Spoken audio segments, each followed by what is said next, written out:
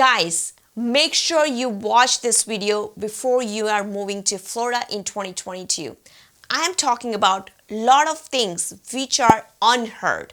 Those are the cons, the negatives about Florida. It hurts my heart, but I'm making this video with great information. So make sure you watch this video till the end. This is Komal Acharya. Welcome to my channel and welcome back to my channel. If you are looking to learn about Florida, I'm going to make tons of video in 2022.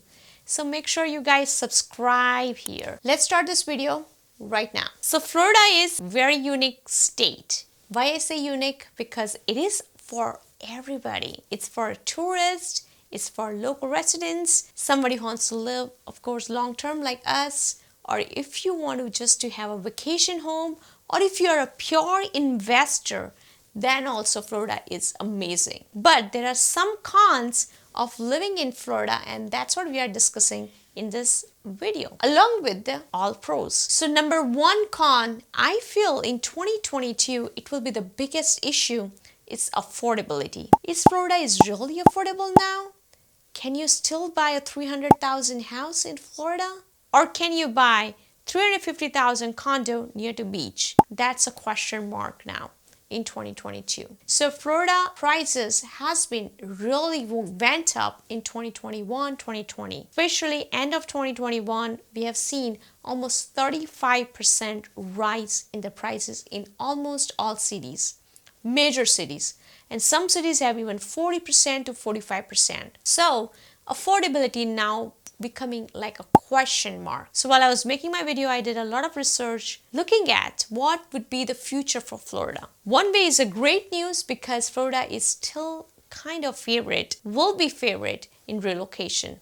So many people are moving here. Also, a lot of companies are moving here. California is one of the hub for the software companies and IT companies, as we know. But they have a lot of startup companies and software companies have decided either to move to Texas or move to Florida, because of their number of reasons, and the main reason is kind of cost of living. But just imagine, so many companies are moving, and if you see the ratio of companies are moving more higher, the employees are also moving here. So more and more prices goes up. So in a way, the Florida has been or will be in 2022 still kind of favorite in a relocation state. So that's why this cost of living, where I always talk about in my videos that Florida has a great reduced affordable cost of living, that is a little bit becoming a question now, especially on a real estate side. If you check about the groceries and other things, it's still kind of fine. It's not, of course, the inflation is everywhere, because of the supply issues. You see a lot of stores, especially in the last week in January, we have seen, they don't have even supplies like regular supplies, groceries, and you see the empty racks in a lot of Walmarts and Publix, and that's also happen in Florida in some of the town, not every town, but some towns. So that's something I feel is kind of a lot of state has that issue, and I hope things get better in 2022, but I feel like it's not. I mean, I'm in a construction business too, so even in a supply side on a construction, we have so much hard time to get the supply. My contractors are struggling right now to get the supply and plus the labor. So this all adds up to the cost of living, and this all adds up to the real estate too. Plus the inventory issue. So Florida has a lot of inventory issue, especially in a single family houses. Already, especially in South Florida, already it's more famous for the condo and townhouses. Communities are very, very less in South Florida. And on top of it, in 2021, what we saw is tremendous amount of inventory issue in a town. So I'm not only just talking about the selling market, but also the rental market. So rental market has been really crazy in Florida. So, if you check right now, the inventory is so low, so people are bidding over the asking prices. Already prices are up like 30% or more in some areas. Plus you are going through the bidding. To win over those offers, you have to do crazy things like, putting the extra amounts in your advance payments and so many other things. So long story short, the affordability becoming a question now in Florida. Are you prepared for that? At least the people who are living there. My second con is Florida is getting crowded, especially the South Florida side. I know a lot of residents I talk to, they say like, city like Coral Springs was so quieter years before, and now, oh my God, it's getting so much overcrowded. So a lot of people are choosing to live more in the northern side of the Florida instead of the little south side of the Florida.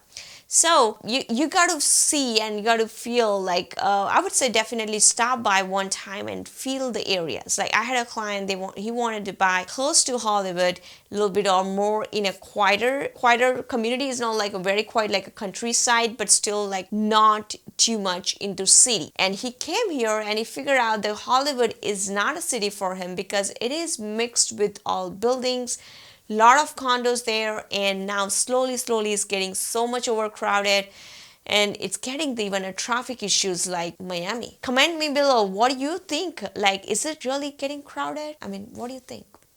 My number 3 reason is getting higher into property insurance and taxes. That's also kind of parallel to the affordability which I just talked about. In COVID time, we saw the biggest change when we, for my buyers, when we are closing the property insurances are coming so much higher than before, especially in 2021. And 2022 also, I think so, the same way it's going.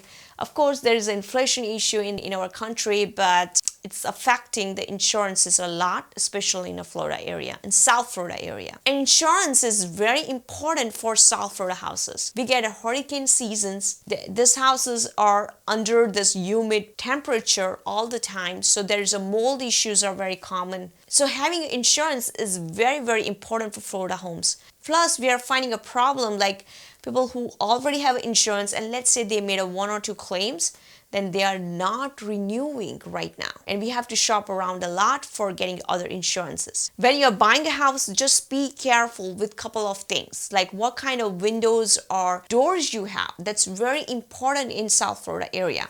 Otherwise, your insurance will be on a skyrocket. Another piece is what's the year of the roof. Sometimes the roof has the multiple section like a flat roof or the, like a normal tile roof. Flat roof life expectancy is not too high.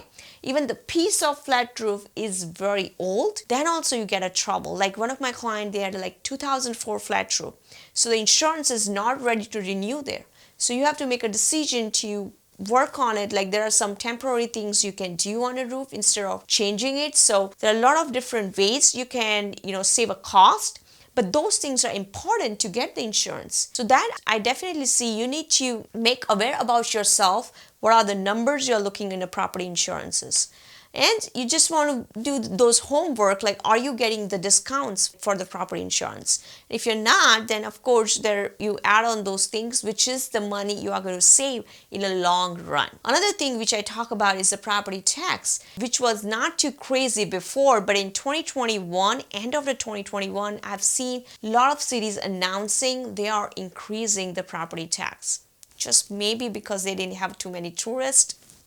I think so. Especially the Fort Lauderdale. Fort Lauderdale had a lot of loss in a lockdown or kind of semi-lockdown what we had in South Florida. So I see taxes are getting increased because the city still wants to make money. A lot of towns are also going through the renovations. So then also they need money. So in general, you will see the property taxes are slowly getting higher. It's not very high, I would say, compared to California, Washington, Boston, or New York.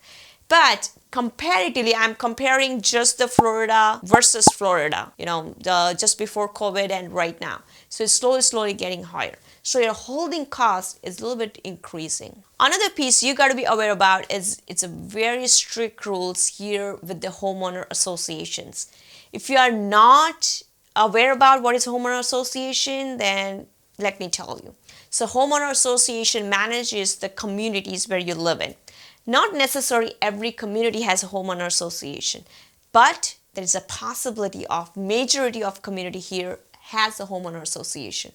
especially when you're living in a condo and townhouses, then mandatory you have a homeowner association. There is no concept here with the condos where you do not find the homeowner association. I have a couple of clients, they get surprised when they're moving from some other states. They were, oh my God, why do I pay the homeowner association when I'm, spending so much money in a property? But it's the rules here, what to do. I mean, any condos or townhouses you buy, you gotta pay the homeowner association. For single family houses, you have a choice to live into no HOA community and HOA community. So learn about those things or talk to your real estate professional like us who can educate you what kind of things or what kind of communities you would find to live here. And one last thing I'll talk about here is talking about get used to with the nature. Florida is all famous for nature creatures. So if you are scared of alligators, then Florida is not for you. If you're scared of ducks, it's not for you. If you're scared of cockroaches or ants or bugs, then it's not for you. So I have seen it. This is my experience. I work with a lot of buyers, like relocation clients. So when they're moving from other states, of course, they are so scared of surroundings. So in your backyard, you will see a lot of different kinds of creatures are moving. It's not scary or it's not like dangerous like iguanas. Iguanas looks dangerous, but they are not dangerous. They eat vegetables. They're vegetarians, but they do trouble you a lot. Like they trouble your plants. They trouble, they make a mess sometimes, the poops and oh my God. It's like I have the screen patio in my backyard and the iguanas goes on the screen. I have a pool below that and they poop in a pool. So that's the biggest trouble I feel from the iguanas, along with they are eating our plants. So we have to make it secure a location where we are planting our vegetables and stuff. They don't eat like, for example, mango trees or like a lot bigger trees, tree fruits, but they do mess up the small plants. So make sure you have your own plan to secure your plants if you're living in those kind of location where you have the iguana issue. And iguana issue is not everywhere. It's not only, in some areas.